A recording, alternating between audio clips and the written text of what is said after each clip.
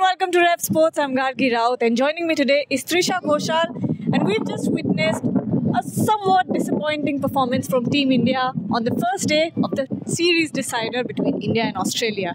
We're going to talk about 5 points that possibly led to what we've seen throughout the day. Starting with, of course, Trisha, why don't you take this one? Why don't you start? So, for me, the first point would be, the lack of execution. Absolute lack of execution from the Indian batting lineup. Yet again, this has become a recurring problem. For example, the first thing that comes to your mind, of course, is Shubman Gill. Last over before lunch, where were you going? What were you trying to do? That was a nothing shot. Going out to do what? To hit 6, to hit 4, to defend. He was clueless. And there are clips circulating in the social media that, Marnus Labuschagne and Steve Smith were chatting with him. Egging him on. So what? That's where the self-discipline comes in. That's why you have to let your ego aside and sort of grind it out, put your head down, know what the team expects of you, know what the team needs of you at that point. Because, like we've been saying, Shubman Gill needed to shut shop, make sure that he, goes back to lunch, he rests and he comes back, starts the innings again and gets a big 100. That's what absolutely. Actually, it started with KL Rahul. Yeah, it started with a rubbish delivery, a rubbish shot. I mean, the shot was on. First of all, the shot wasn't rubbish, but the way it was executed was the problem. Probably, if I have to be the devil's advocate, then probably because he was trying to keep his hands loose so that the catches, even if it takes the edge, falls short of the slip. His hand was still loose, and when he played the shot, the bat turned and he was caught. Yashasvi Jaiswal, a good ball. I wouldn't say unplayable. It's just too good. But mate, you just lost your wicket. Of course. Sure. We still have the Border Gavaskar trophy. But okay. I'll start. Yeah. It started with KL Rahul. Yeah. I think one of the reasons, if I have to play the devil's advocate, then it would be because he was trying to keep his hands loose so that even if it catches the edge, it falls short of the slip.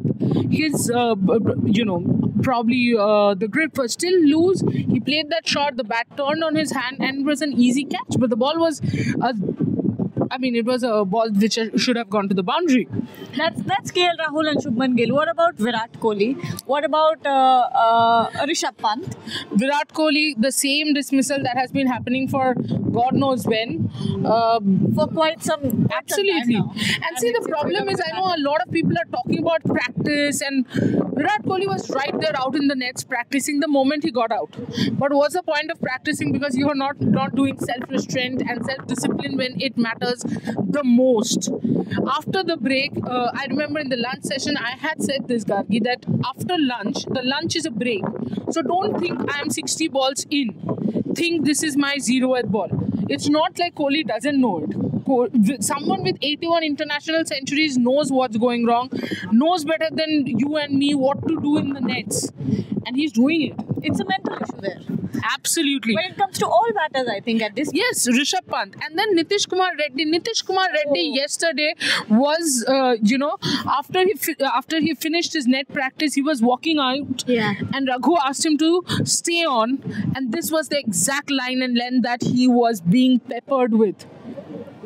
First ball, he pokes. He pokes. And I think it was a very unnecessary thing that he did, because you could see that he was double-minded. He put his bat in, he was trying to take it back again, but it was too late. It had already got the edge. Yes, we have said this in a lot of emotional,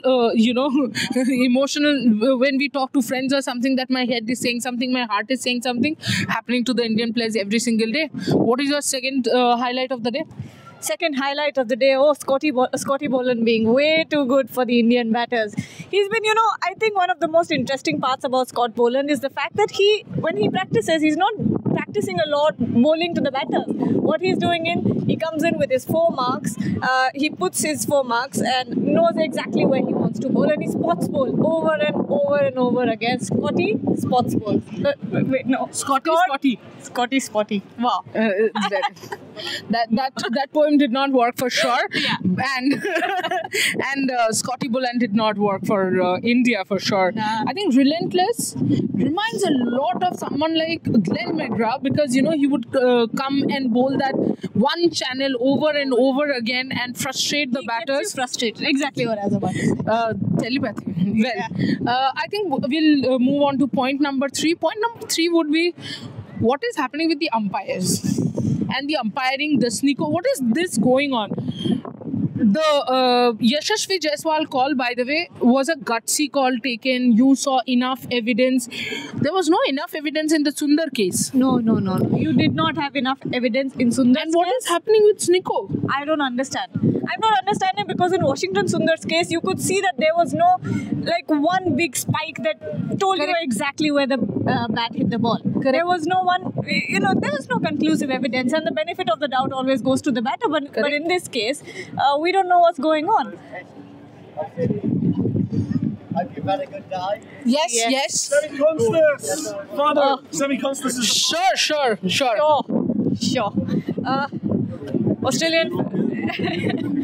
Australian fans going by and saying Sammy Constus is the father. To his son or daughter whenever time comes. But anyways, talking about the umpiring decisions, what you've seen throughout this series is inconsistency. And the fact that you can never tell if it's going to be out or not out, despite of what you have seen, despite of Sneeko, despite of all the angles that we're seeing, especially in Washington Sundar's case. I am, comparing this to what happened with KL Rahul, because back then also in Perth, you did not have conclusive evidence to overturn the on-field decision, and today as well. Where's the conclusive evidence? You did not have a deflection like you had in Yashasvi Jaiswal's case. You did not have a clear-cut Sneeko like you did in Akashdeep's case. So what's going on? I don't know.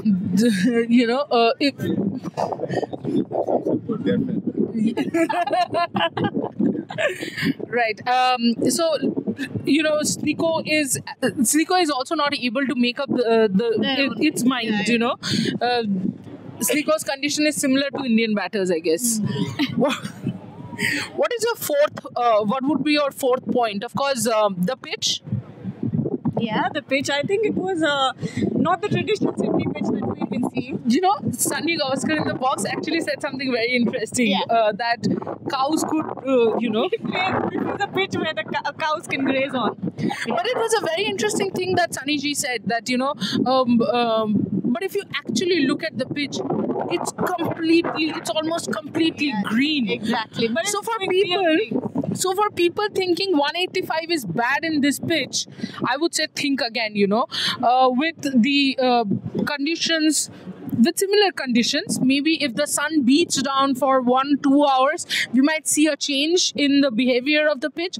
But it has also started to bounce a little, the variable bounce, because the Khawaja delivery, probably he would have again, poked and missed had it got that bounce. It was a little low, and it's not like it's keeping too low, but it was a little low. That's why it caught the edge, and we got the wicket. That variable bounce, the green pitch, a very, very difficult condition to bat on. Do you think Australians overdid this attacking part? Because yes, I think they made that home pitch because the Indian batting is fragile. But it's not like Australian batting has been fantastic either. It's not been fantastic, but Trisha, I think they've been putting in the performance. They've been putting in the grind as well and getting themselves those scores. Has India been that good at executing themselves, even if they don't look good? No, Australian batting does not look good either, but they've been executing. They've had plans. In fact, you can argue, Gargi, the Indian batters have looked more in form than Australian batters. But they're getting more runs. Because they have put in the grind and we haven't. Yes, they've looked absolutely ugly. But coming to the fifth point and our final point as well, Sam Constas. What's going on there? Because clearly from the very get-go, from his debut, you knew that Australia is sending in Sam Constas to throw India off their game with the lap shots, with the sledging that he's been doing. Remember the Yashasvi Jaiswal incident as well. Yashasvi was quite angry at that point. He was saying, sit down and do your own job. That's what he said. And today as well, I've never seen Jasprit Bumrah that angry. Is that good? I think that's very, very good for India because look at what happened in the second ball. You know what? I don't think Jasprit Bumrah is the one who's angry with Sam Constance right now. Who is? It's Usman Khawaja. Ah, yes, of course. Usman Khawaja will be saying, mate. What did you Actually, I'll say in What Australian, have you say, done? mate. What have you done? You are supposed to play for my team. Why are you playing for India? Because you don't rile up the best bowler in the world. Done it. Who is in full swing and full form. You can rile up a Virat Kohli right now because he's not in form. Yeah. Riling him up might help your cause. But Jasprit Bumrah is in the pink of his form. And by the way, a very interesting stat, Jasprit Bumrah has come out to bat or bowl. In some way for India, he has come out in every single day of this test series till now. Workload. And he has done that well. The 2 hits of Pat Cummins is over. I think Pat Cummins or Scott Boland. I don't remember exactly. Cummins or Boland. Yeah. Boland, I guess. He looked like a proper batter. With the bat, just he doing it. With the ball, just he doing it. And you're riling that guy up. Just because the first ball you came down the track and hit him for a boundary, do you really think it will be easy for Australians to face Bumrah? That's point 1. And point 2, abhi bahut ho raha hai Constance ka? I think at one point it just gets too much because you could see, look, Usman Khawaja, you are the one who's going away and pulling me in. Yeah, see, there you go.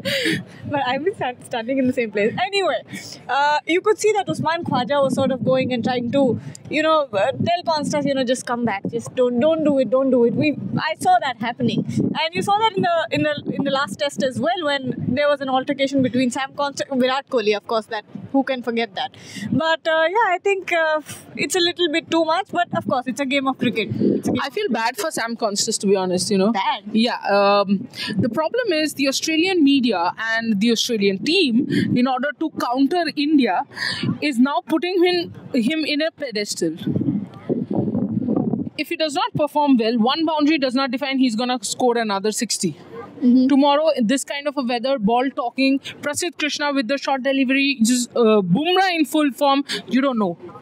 Because mind you, Bumrah is not going to forget what happened right now. Yeah, of course. He will come back fresher with more zeal, and the ball is still new. So, it won't be easy. As you just saw, somebody said Sam Constance is the father and all that.